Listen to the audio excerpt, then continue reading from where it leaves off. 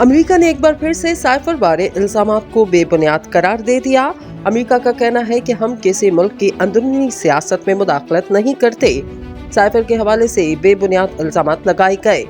तर्जुमान अमेरिकी दफ्तर खारजा Matthew Miller ने एक बार फिर से साइफर से मुतल्लिक इल्जामात को बेबुनियाद करार देते हुए कहा, जानते नहीं कि कितनी बार इस सवाल का जवाब दे चुके।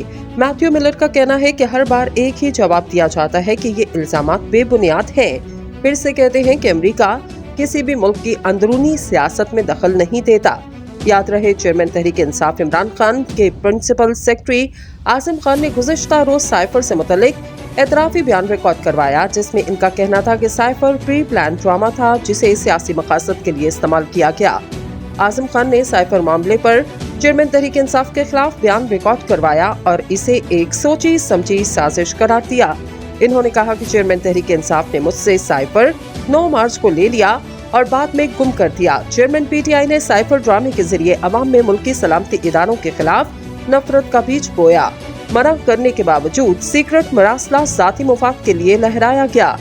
दूसरी जानिब वज़ीर दाखिला राना सनाउल्लाह का कहना है कि साइफर के झूठे ड्रामे से मुल्की इदारों की साख मुतासिर हुई।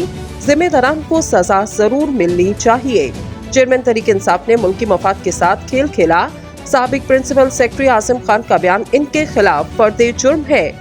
इसके अलावा विफाकी तहकीकाती इदारे FIA ने साइफर के मामले की तहकीकात का आगाज करते हुए चेयरमैन तहरीक इंसाफ को तलबी का नोटिस जारी कर दिया। FIA की जानिब से साबिक वज़ीर आज़म को JIT के सामने 25 जुलाई को पेश होने की हिदायत जारी करते हुए कहा गया, साइफर के मामले पर मतलूबा दस्तावेजात साथ लेकर आएं।